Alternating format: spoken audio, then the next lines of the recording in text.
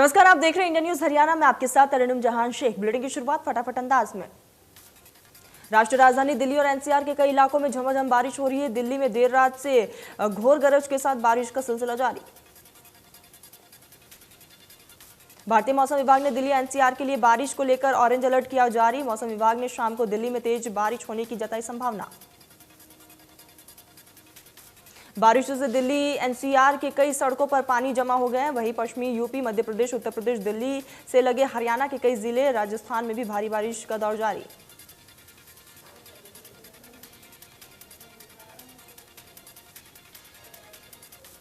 देश में कोरोना की तीसरी लहर के आने की चिंता के बीच पीएम मोदी ने कोविड-19 स्थिति की समीक्षा के लिए एक उच्च स्तरीय बैठक की। बैठक के दौरान पीएम ने देश के कोविड-19 टीकाकरण अभियान की भी समीक्षा की। इस दौरान पीएम मोदी ने राज्यों को हर जिले में दवाओं का बफर स्टॉक रखने को कहा है। प्रधानमंत्री ने अगले कुछ महीने के लिए वैक्सीन के उत्पादन, आपूर्ति और पाइपलाइन की समीक्षा की।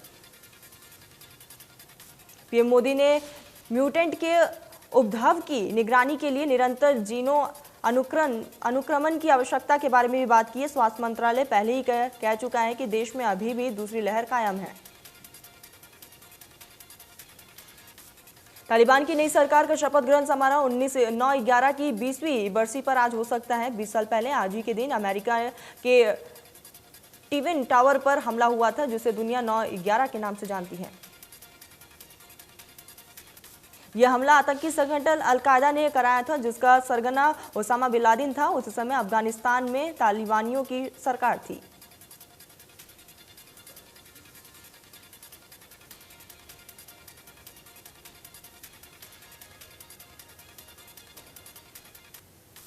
चंडीगढ़ में बीजेपी आईटी और मीडिया सेल की बैठक हुई है, जिसमें सोशल मीडिया सहित कई मुद्दों को लेकर चर्चा की गई है। बैठक में सीएम मनोहर लाल और बीजेपी प्रदेश अध्यक्ष भी मौजूद रहे। प्रदेश अध्यक्ष ओपी धनखड़ ने कहा कि कुछ लोग गलत नैरेटिव स्टेट करने लगते हैं और बीजेपी जब दम बढ़ाती है तो गलत नैरेटिव स्टेट किए जाते हैं। हरियाणा सरकार को 27 अक्टूबर को 2 साल पूरे हो रहे हैं। ओपी धनखड़ ने कहा है कि 7 साल काम कर एक बड़ा अनुभव लेकर आ रहे हैं, जिसको लेकर सरकार की खास योजनाओं को लेकर प्रतिदिन उनका धन्यवाद किया जाएगा।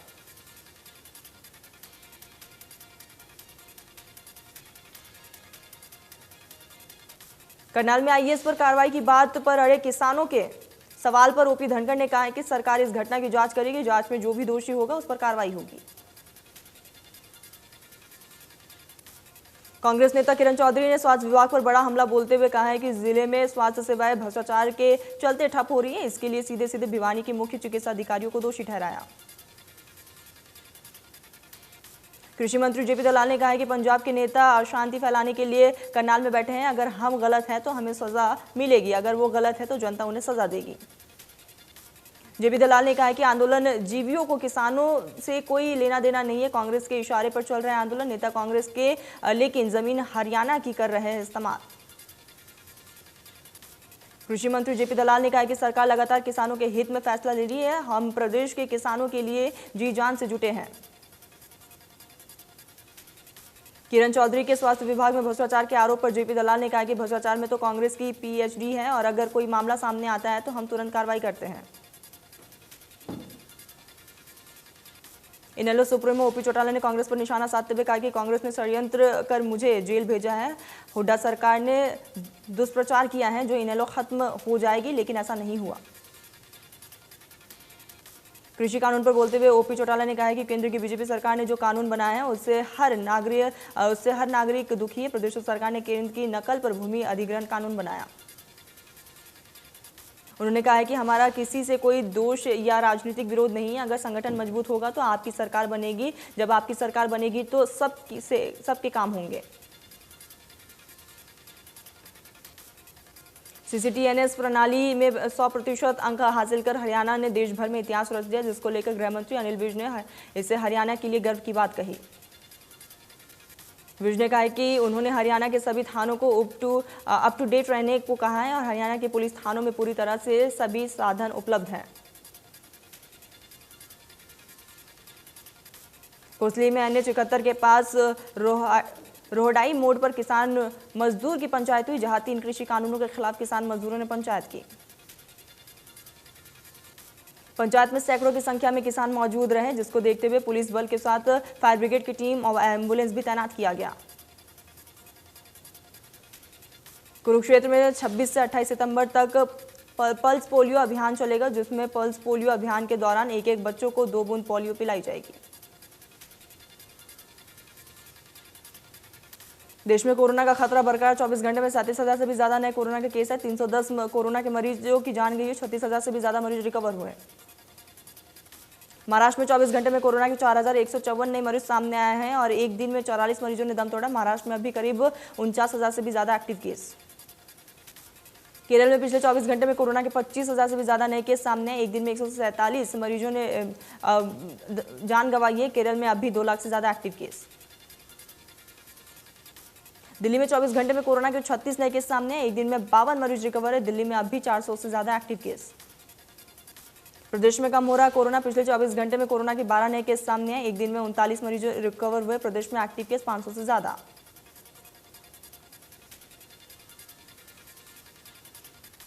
दिल्ली में केंद्रीय राज्य मंत्री कृष्णपाल गुर्जर ने टोक्यो पैरालंपिक में मेडल जीतने वाले फरीदाबाद के खिलाड़ी मनीष नरवाल और सिंगराज अधाना का अभिनंदन किया। कृष्णपाल गुर्जर ने इस दौरान दोनों खिलाड़ियों के साथ नाश्ता भी किया। उन्होंने कहा कि मनीष नरवाल और सिंगराज अधाना ने न केवल उनकी लोकसभा बल्कि पूरे देश का नाम रोशन किया। केतल में महाराजा महिर भोज जयंती के कार्यक्रम में हंगामा हुआ है। समाज के युवाओं ने कार्यक्रम में पहुंचे भाजपा विधायक लीलाराम गुर्जर और सांसद नायब सैनी का विरोध किया। सीएम मनोहर लाल ने रबी की फसलों पर एमएसपी बढ़ाने पर पीएम मोदी का आभार जताया है। सीएम ने कहा है कि रबी की फसलों पर 40 रुपए से 400 रुपए तक की मंजूरी दे दी गई।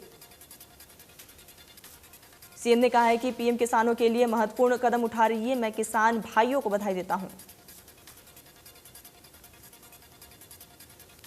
यमुनानगर में एक महिला की गला घोंटकर हत्या कर देने का मामला सामने आया है और शव को खेत में फेंका गया। फिलहाल पुलिस इस पूरे मामले को लेकर तफ्तीश में जुटी। डीएसपी प्रमोद कुमार ने बताया कि किसी व्यक्ति ने इसकी सूचना थाना प्रभारी को दी थी। महिला की उसी की चुन्नी से गला घोंटकर हत्या किया गया। मृतक की शिनाख्त नहीं हो पाई।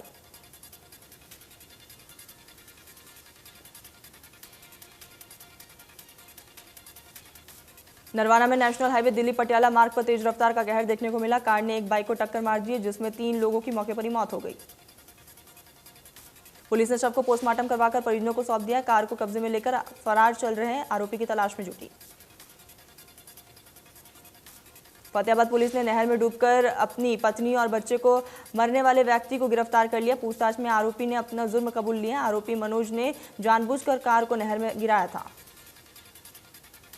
कार में सवार उसकी पत्नी और करीब 3 वर्षीय बच्चे के नहर में डूबने से मौत हो गई। आरोपी ने पुलिस को बताया कि पत्नी थी झगड़ालू स्वभाव से परेशान था। शहरी एवं स्थानीय निकाय मंत्री अनिल विज ने गुरुग्राम नगर निगम के दौरे के बाद अब नगर कमिश्नर ने आउटसोर्स पर लगे कर्मचारियों की सूची मांगी। नगर निगम कमिश्नर मुकेश आहूजा की माने तो नगर निगम में किस विभाग में कितने कर्मचारी की जरूरत है और कितने कार्यरत हैं, इसकी कोई पॉलिसी फिलहाल नहीं है। शिक्षा मंत्री कल्पल गुर्जर ने नूंह में बीजेपी कार्यकर्ताओं पदाधिकारियों की बैठक ली है। इस दौरान शिक्षा मंत्री ने विभिन्न संगठनों के आगे बढ़ने के लिए कार्यकर्ताओं पदाधिकारियों को दिशा निर्देश दिए। जिले में उर्दू के शिक्षकों की कमी को लेकर पूछे गए सवाल पर शिक्षा मंत्री ने कहा है कि टीचरों की जहां पर भी कमी है, हम प्रयास कर रहे हैं कि जल्द से जल्द उस कमी को पूरा किया जाए। उन्होंने कहा है कि हमारी सरकार ने कर्मचारियों के लिए अच्छे पैकेज दिए हैं। अभी भी हरियाणा में कुछ जिलों में यूनिवर्सिटी नहीं है। मुख्यमंत्री ने कहा है कि हर जिले में एक यूनिवर्सिटी बनाई जाएगी। गुरुग्राम सिलोखा में एक युवती की हत्या का मामला सामने आया, जिसमें मृतक युवती के परिजनों ने मृतक के पति पर ही हत्या का आरोप लगाया। वही घटना के बाद से ही मृतक का पति गायब है। मृतक के परिजनों और पड़ोसियों के अनुसार पति और पत्नी के बीच कहासुनी हो गई थी, जिसके बाद पति ने अपनी पत्नी की हत्या कर मौके से फरार हो गया। सिरसा नगर परिषद के कर्मचारियों द्वारा सिरसा में बरनाला रोड पर अतिक्रमण हटाओ अभियान चलाया गया। इस दौरान दुकानदारों और नगर परिषद के कर्मचारियों के बीच बहस हो गई। वही दुकानदारों ने आरोप लगाया है कि नगर परिषद के कर्मचारी छोटी दुकानों के बाहर वार्ड पड़े हुए हैं, तो वही उनको उठा कर ले जा रहे हैं। उनका कहना है कि दुकानदारों के खिलाफ कोई कार्रवाई नहीं की जा रही है। टोहाना से पंचकुला के रास्ते सड़क मार्ग पर भयंकर तूफान की वजह से बिजली निगम बिजली विभाग के लगभग 1 दर्जन से अधिक पोल सड़क पर गिर गए।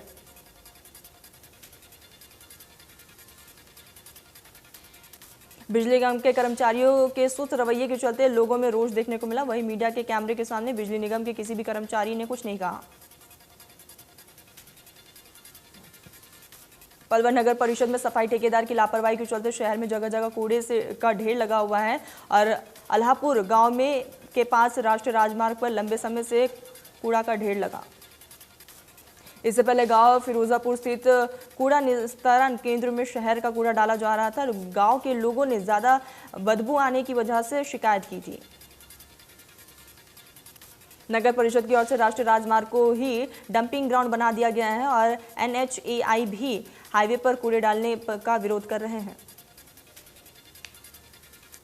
फरीदाबाद में बाल भिक्षुक मुक्त योजना शुरू की गई है। ऐसा करने वाले फरीदाबाद देश का पहला जिला है। जिला विधिक सेवा प्राधिकरण के सदस्यों और वकीलों की टीम इस योजना को सफल बनाने में जुटी। विधिक सेवा प्राधिकरण के सचिव ने बताया है कि juvenile justice care and protection of children act 2015 की धारा 76 के तहत बच्चों को भीख मांगने और लगाने पर दोषी करार दिया जाएगा। ऐसे बच्चों के पुनर्स्थापना कार्य के लिए जिला विधिक सेवा प्राधिकरण टीम की आवश्यक सहायतार्थित ड्यूटी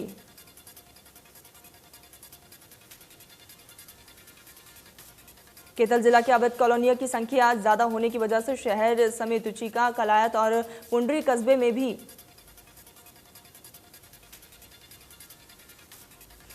अवैध कॉलोनियों की संख्या 45 हो चुकी है और वैध कॉलोनियां सिर्फ 14 ही बची है। पूरे जिले में 110 कॉलोनियां वैध हैं और अवैध कॉलोनियों की संख्या 152।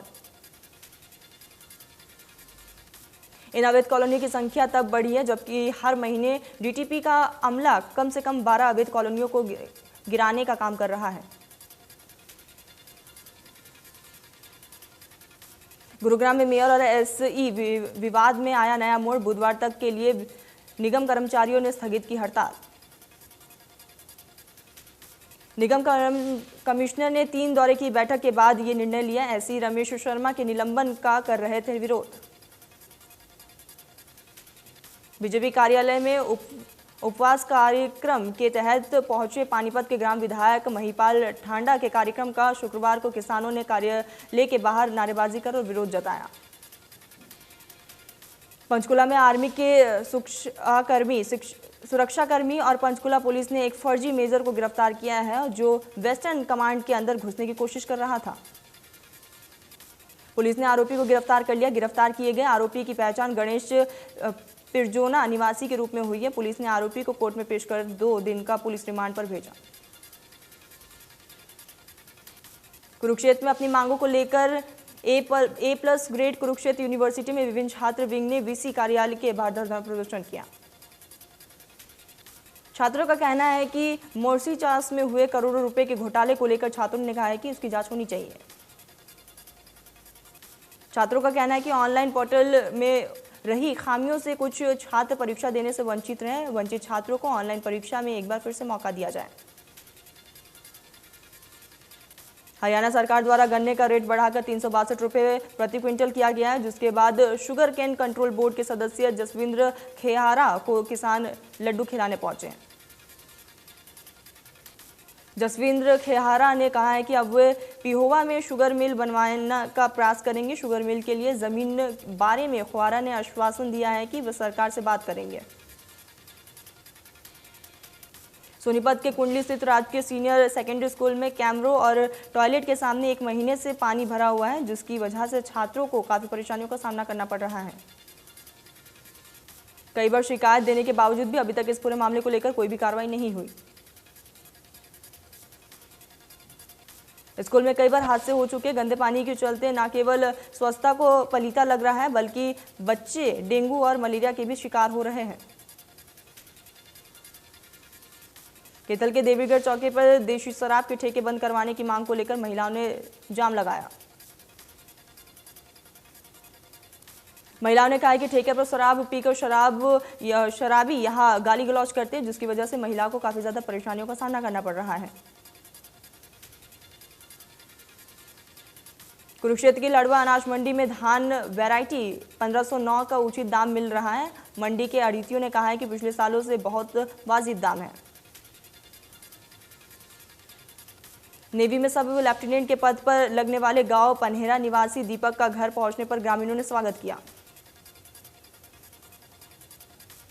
नयनपाल रावत ने कहा कि मुख्यमंत्री मनोहर लाल, प्रधानमंत्री नरेंद्र मोदी लगातार सभी वर्गों का सम्मान विकास कर रहे हैं। गुरुग्राम के कुछ इलाकों में बिजली विभाग के कर्मचारी भी धरना प्रदर्शन देते हुए दिखाई दिए। टॉयलेट की हालत बद से बदतर हुई पड़ी है, जिसको लेकर बिजली विभाग के कर्मचारियों ने ऑफिस के बाहर धरना प्रदर्शन किया।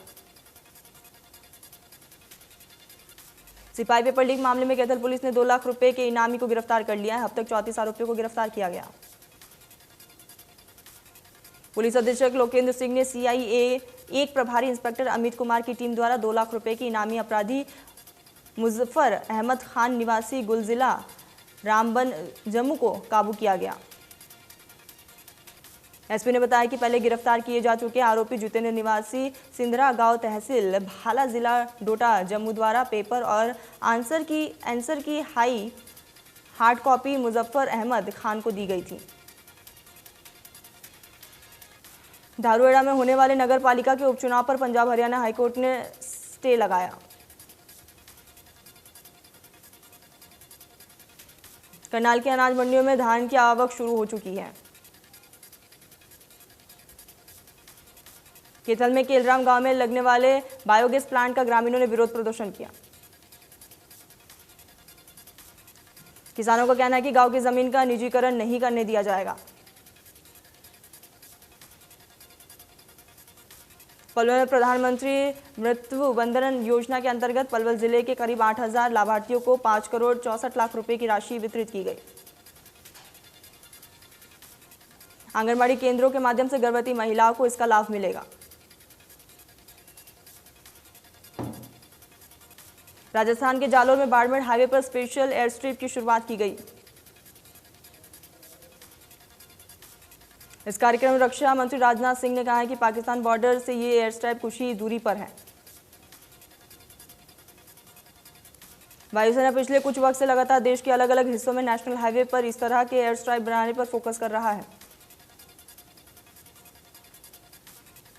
पूर्व वित्त मंत्री कैप्टन अभिमन्यु ने किसान आंदोलन पर बोलते हुए कहा है कि बीजेपी सबका साथ लेकर चलती है। गुरुग्राम के भोंसनी का एक बेटा तरुण भारद्वाज सियाचिन में शहीद हो गया। 21 साल की उम्र में तरुण ने अपने प्राण भारत माता की रक्षा के लिए गंवाए। तरुण के पिता भी आर्मी से रिटायर्ड है और तरुण समाजसेवी सुनील भारद्वाज के भतीजे हैं।